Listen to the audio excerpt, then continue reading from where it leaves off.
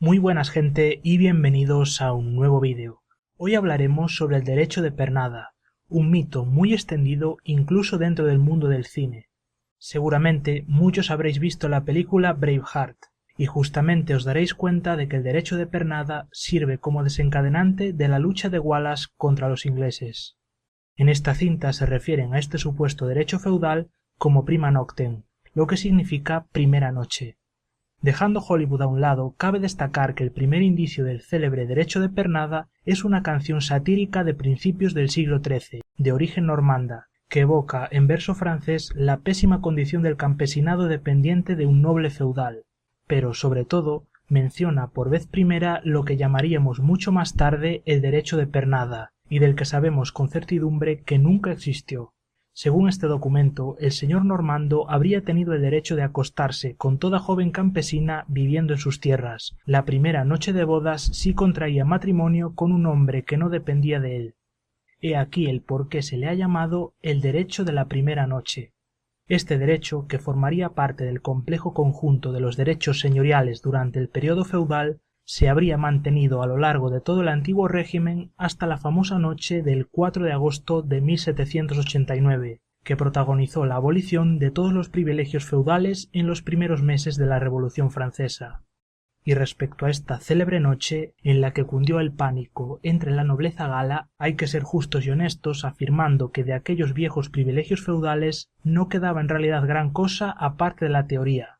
Uno de los últimos rastros del derecho de pernada se encuentra en La boda de Fígaro, obra teatral de Beaumarchais representada en 1787, teniendo una gran influencia social antes de la Revolución. Entre el texto normando del siglo XIII y esta última comedia teatral, los eruditos del siglo XIX recuperaron una cincuentena de textos que en teoría atestiguaban que este pretendido derecho de pernada había existido tal y como se describía en la canción normanda. Pero, pese a las ideas heredadas, el derecho de pernada jamás existió en la Europa occidental medieval. Obviamente, es absurdo creer que en la Edad Media un señor carecía de los medios para imponer, en todos los aspectos, su voluntad a aquellas personas que dependían de él. Sin embargo, no estamos tratando aquí de algún derecho legal reconocido. ¿De qué forma podemos entonces interpretar los documentos medievales sobre este tema? El factor económico es fundamental. De hecho, la gran mayoría de los documentos auténticos que evocan el derecho de pernada lo ubican en el pasado y lo presentan como origen de una tasa o impuesto en vigor. Hay que tener en cuenta que a finales de la Edad Media no dudaban en inventarse cualquier cosa con tal de justificar los impuestos señoriales, cuyo motivo primitivo había sido olvidado. El derecho de pernada constituye pues un mito que explica el origen de una tasa que había que pagar al señor en el momento de una boda campesina. Otro aspecto del texto normando que llama poderosamente la atención es que el poema se encuentra en medio de un conjunto de documentos y cartas que establecían los derechos señoriales y los títulos de propiedad o de explotación sobre un dominio. Redactados por los monjes de la abadía del Monte de Saint-Michel, estos pergaminos conciernen a los campesinos de Bersón y enumeran todas las cargas y tasas que tendrían que sufrir los vasallos si se encontraban bajo la jurisdicción de un señor laico. Esto nos lleva a pensar que, amenazados por la avaricia de algún señor que andaría tras sus tierras, los monjes redactaron estos documentos tendenciosos que oportunamente presentaban su dominación como algo mucho más favorable para los campesinos que el vasallaje de un noble. Y claro está, no habría que temer nada de unos hombres que estaban en teoría bajo el voto de castidad, no pudiendo por tanto reclamar el derecho de pernada sobre las novias. La visión negativa que causaba este supuesto abuso nobiliario fue instrumentalizada de una forma parecida en tiempos posteriores.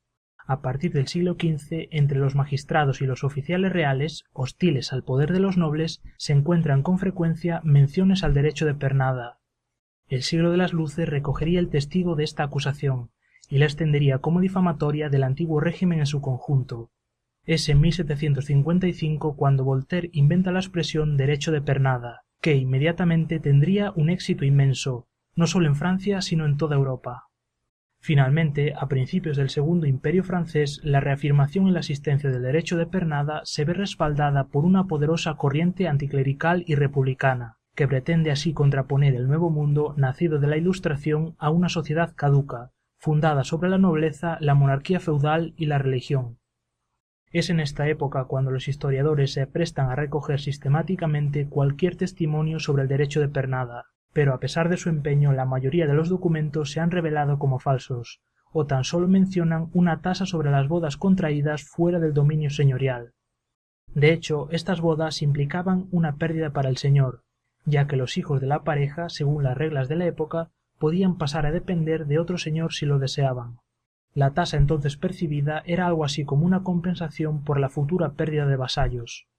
Otra explicación, que sirve para algunos textos concretos y escasos, sería que pertenecían a nobles de finales de la Edad Media venidos a menos, casi tan pobres como sus vasallos, y que se esforzaban en conservar su prestigio ficticio a través de la evocación de un pasado legendario, en el que sus antepasados tenían unos derechos ilimitados. Si os ha gustado el vídeo, os pediría que hagáis clic en me gusta y que lo compartáis, para así ayudar a mantener activo el canal. Un saludo y nos vemos en el próximo. ¡Chao!